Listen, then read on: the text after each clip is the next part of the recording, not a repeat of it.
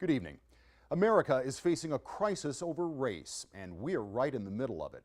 Tonight, WKOW presents a documentary on the extreme racial disparities in Wisconsin. When we began working on this nearly a year ago, we knew we had a lot of material to cover. We had no idea, however, how much more would happen.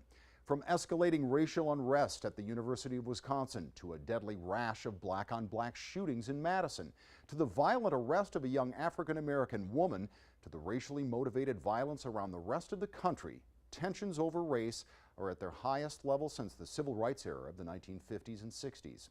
Tonight, we hope to raise some questions, provide some context, and have a frank conversation about what we all must do to come together as one state, one nation of many races. Wisconsin, especially Dane County and Madison, take pride in their reputations for having a great quality of life. They routinely show up high on lists of the best places to live in America, with low unemployment, good schools, and health care. But not everyone shares in that prosperity. And now it's threatening the state's future because Wisconsin has also earned the reputation as the worst place in the nation to live if you are black.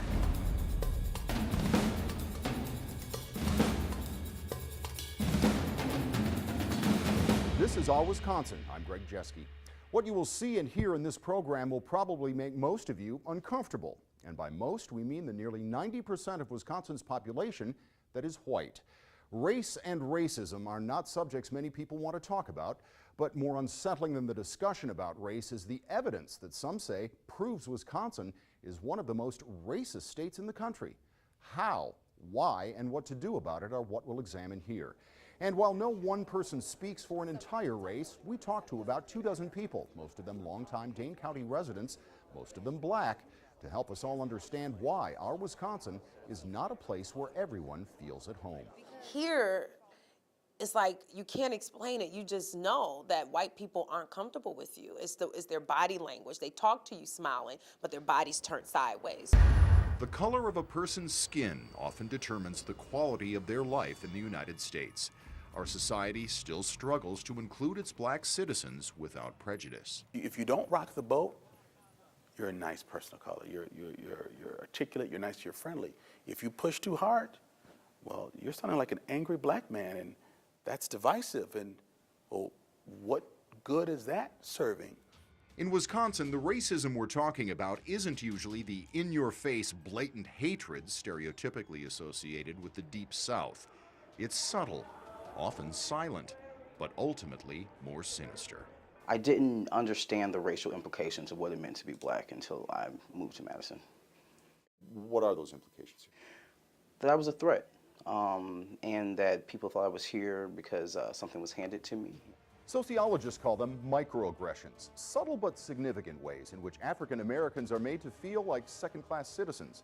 And those white attitudes are often shaped by ignorance and stereotypes. There's stores that I'll go in Madison and I'll be followed and I'll look behind and the person will turn their head quickly because they don't want to, seem like they're following me, and I'll walk around, sometimes my kids will ask me, is somebody following me? Because they're very observant. I went to the grocery store. I had my Associated Bank card. It's green. Well, lo and behold, the EBT state food stamp program has a green card also. So the cashier automatically assumed that I was paying with food stamps and not cash. Wrong assumptions based on skin color are also a big problem in schools. I've had times where I raised my hand in one of my honors class and they'd be like, yeah, you can go to the bathroom. I'm like, no, I was trying to answer that question you just did, like. That would be a microaggression. Yes. Does that whittle away at your confidence at all? No, it just makes me 10 times more on fire, like.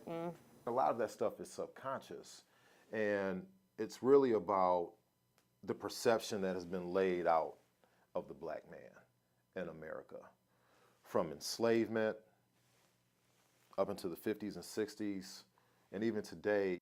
But other black voices argue that history shows widespread racism in America is a thing of the past, and say race is being used as an excuse. Yeah, people have hardships.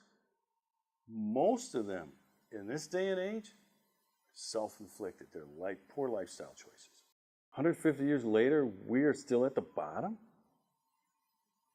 It has to make you wonder about the cultural aspect of this stuff. But a growing number of Americans believe racism is a significant problem in our country, 50% in 2015 compared to 33% 5 years before. And 6 in 10 Americans in the same Pew Research Center poll said the country needs to continue making changes to give blacks equal rights with whites. People could argue today that race is really not a factor in American society, but then how is it that you see people shooting unarmed black people?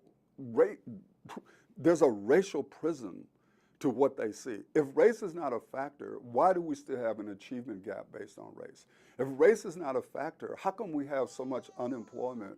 Based on one unchangeable characteristic, skin color, the divide between how Wisconsinites are faring has grown to an alarming size.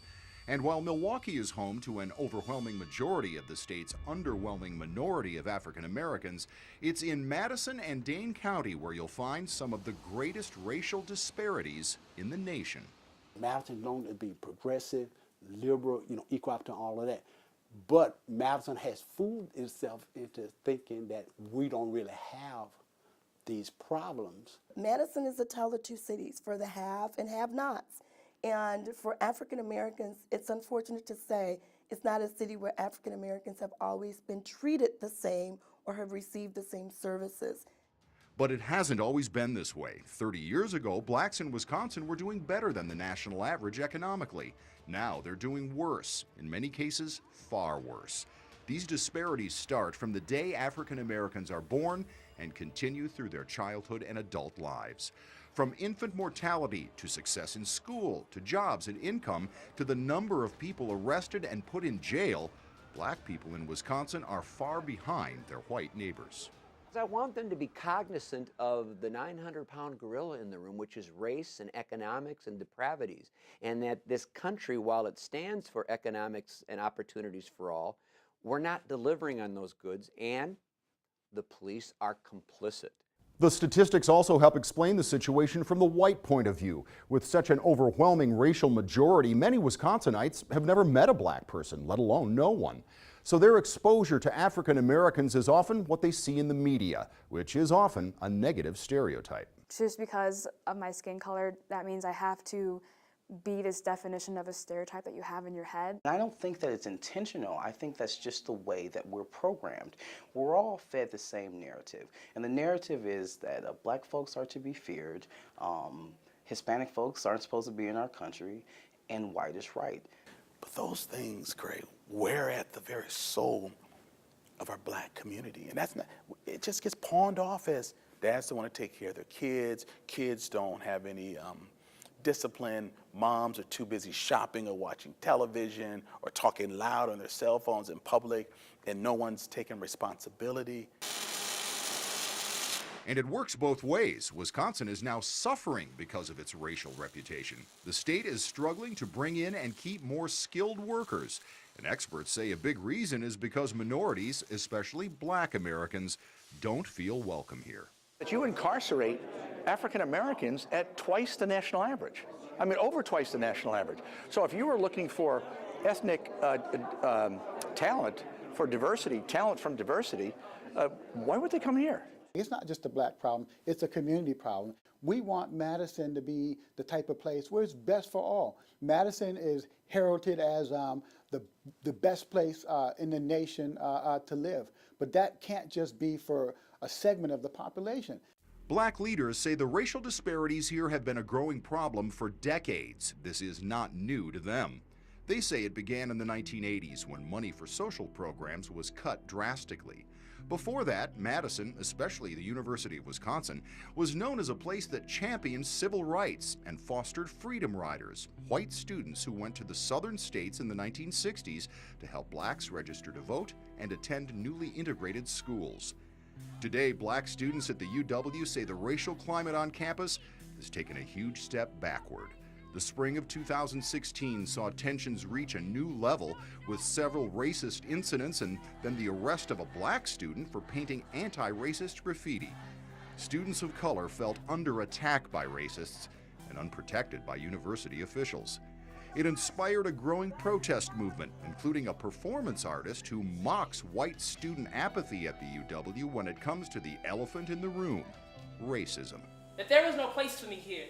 My ears have more volume than your silence. I can hear you wishing me gone, and you'll definitely notice me then. The elephant. How could you look at me and not see a black person? That's crazy. The issue isn't that you should look at me and not see a black person. The issue is, what difference does it make to you? Next, the differences between black and white that begin at birth.